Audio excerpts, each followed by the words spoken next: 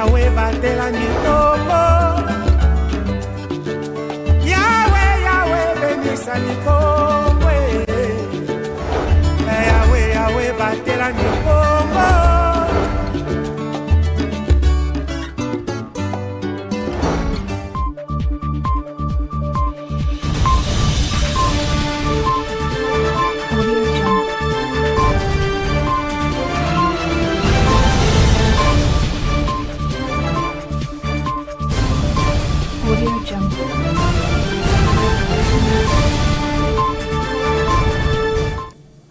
Bon début de week-end, mesdames, messieurs, et heureuse de vous retrouver à travers ces rendez-vous de l'information sur ma bannière télévision. Fin, c'est vendredi 2 juin 2023, des épreuves de l'examen national de fin d'études primaires ENAFEP. Si l'examen des français était abordable, celui des mathématiques a compliqué plusieurs candidats. Roger Missam nous en dit plus.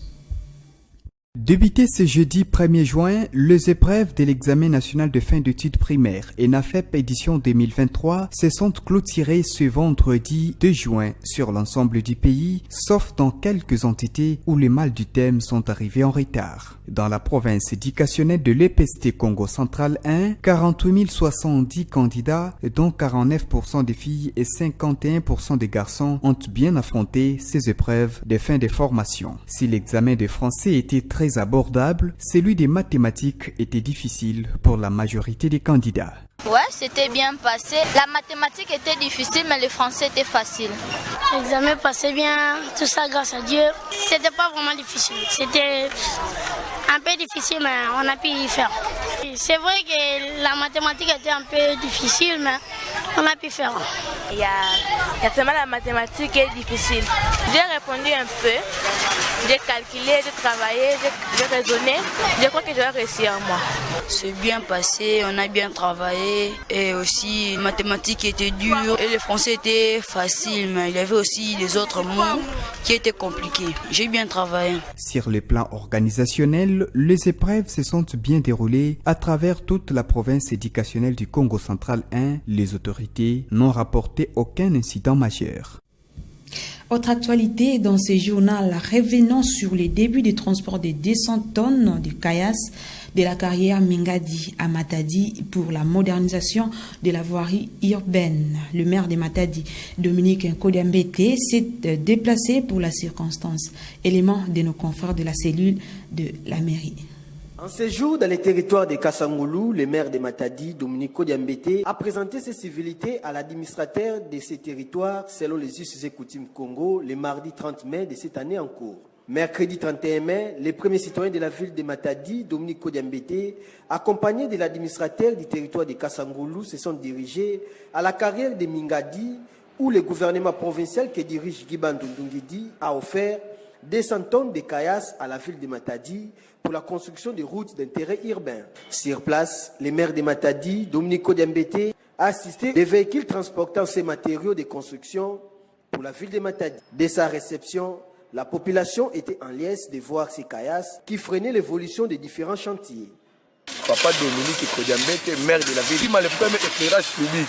Le maire de Matadi, Dominique Nkodiambete, a bien pensé en réhabilitant tout d'abord l'éclairage public dans cette partie de la ville, car ça nous permet de travailler sans problème, même aux heures de la nuit. Nous continuons de creuser les caniveaux pour que la route soit conforme aux normes. Pour l'instant, nous déchargeons ces véhicules bennes qui nous amènent des tonnes de caillasses. Qu'ils puissent continuer avec cet élan et qu'ils ne pensent pas reculer pour l'intérêt de la ville.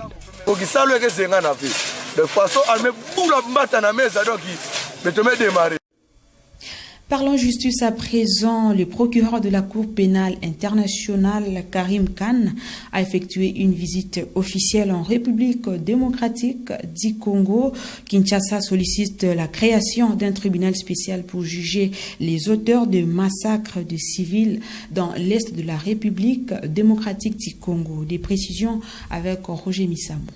Le procureur général de la Cour pénale internationale Karim Khan a clôturé sa visite officielle en République démocratique du Congo ce jeudi 1er juin 2023. Après son périple à Bunia dans la province de l'Ituri et à Goma au Nord Kivu, où il a échangé avec les autorités locales et les communautés victimes des massacres, Il a été reçu à la Cité de l'Union africaine à Kinshasa par le chef de l'État Félix-Antoine Tshisekedi Tshilombo au cours d'une réunion élargie. Le message du procureur général de la CPI est bien clair, aucun crime ne restera impuni. Comment la loi peut-elle fournir une certaine protection aux personnes victimes des conflits alors que nous voyons ces violences depuis plus de 20 ans ? Nous devons trouver une nouvelle approche, sinon nous serons condamnés à essayer de rattraper le temps perdu pendant les 20 prochaines années. Si nous trouvons une nouvelle approche pour plus de justice, pour faire en sorte que les habitants de la RDC sentent que nous ne sommes pas en train de faire de fausses promesses, pour montrer que les institutions internationales se soucient vraiment d'elles, alors on aura essayé d'avoir plus d'impact. Face à la multiplication des cas d'agression dans l'est du pays, de la part de l'armée rwandaise et les terroristes du M23, Félix Tshisekedi réclame un tribunal spécial pour juger ces massacres des civils.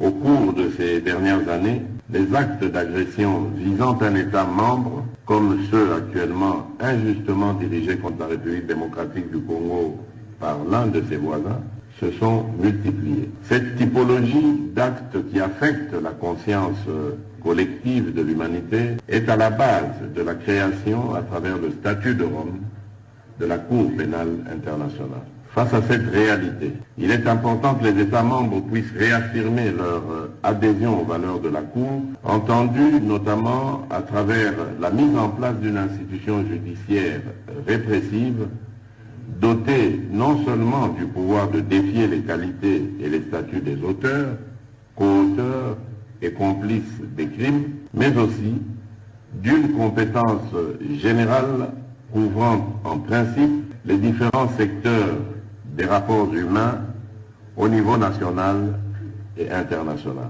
Cette rencontre a été sanctionnée par la signature d'un protocole d'accord entre la République démocratique du Congo et la CPI sur la collaboration dans la lutte contre les génocides, crimes de guerre et crimes contre l'humanité, un acte qui démontre clairement l'attachement de Kinshasa au statut de Rome. Et dans l'actualité continentale, au moins 9 personnes sont mortes et quelques dizaines de blessés au Sénégal le jeudi 1er juin 2023 lors des affrontements entre les éléments de la police et les manifestants juste après la condamnation de l'opposant Ousmane Sonko à 2 ans de prison pour corruption de la jeunesse. Suivez les précisions dans ce reportage de TV5 Monde. Les heurts entre manifestants et forces de l'ordre ont duré jusque dans la soirée de jeudi, comme ici dans le quartier de Ouakam à Dakar. Les affrontements les plus meurtriers ont eu lieu dans la capitale et à Ziguinchor, ville dont Ousmane Sonko est maire. Des manifestations se sont aussi déroulées à Saint-Louis, au nord, et dans d'autres villes du pays. L'adversaire le plus farouche du président Macky Sall et candidat à la présidentielle a été condamné à 2 ans de prison ferme pour corruption de la jeunesse. Une peine qui pourrait l'empêcher de se présenter à la prochaine élection. La justice, c'est dire la vérité. La justice, c'est blanchir notre président Ousmane Sonko. Il était poursuivi pour viol, maintenant on peut le laisser être candidat en 2024. On est prêt à accompagner le président Ousmane Sonko jusqu'à la victoire en 2024. Parce que le président Ousmane Sonko est le leader de la jeunesse. Il n'est pas de ce système qui est corrompu. De son côté, le gouvernement sénégalais assure qu'il n'a pas interféré dans la décision de la justice. Ce juge, personne ne peut le forcer à déclarer un viol alors qu'il n'est pas convaincu de viol. Mais en même temps, il ne peut pas y avoir aussi des pressions venant de projets insurrectionnels pour les appeler et leur demander d'acquitter. Finalement, le juge a statué selon son intime conviction. Et ça reflète quoi? Ça reflète l'impartialité des juges et l'indépendance de la justice. Pour le moment, Ousmane Sonko se trouve toujours dans sa résidence à Dakar. Le gouvernement, qui peut l'arrêter à tout moment, n'a pas donné de date ni d'heure pour sa mise en détention. Parlons sport à présent. Les successeurs du Daring Club Motema Pembe de Kinshasa sera connu à l'issue de la 58e édition de la Coupe du Congo de football. Le Conor n'a pas encore reçu le feu vert pour l'organisation de la Coupe du Congo, mais il espère l'avoir. Rivanciala. Ce communiqué rendu public montre à quel point le comité de normalisation de la Fédération congolaise de football association tient à organiser la 58e édition de la Coupe du Congo. 17 clubs figurent sur la liste en provenance des différentes ligues provinciales, dont la Ligue de football du Congo central avec le tout capable Lima de Matadi et des équipes de la Ligue nationale de football qui ont pris leur inscription afin de participer à l'édition qui se profile. Le CONOR a récemment rencontré le ministre des Sports et Loisirs, François Kabulo Mwanakabulo, pour solliciter une dérogation permettant de faire jouer la 58e édition de la Coupe du Congo.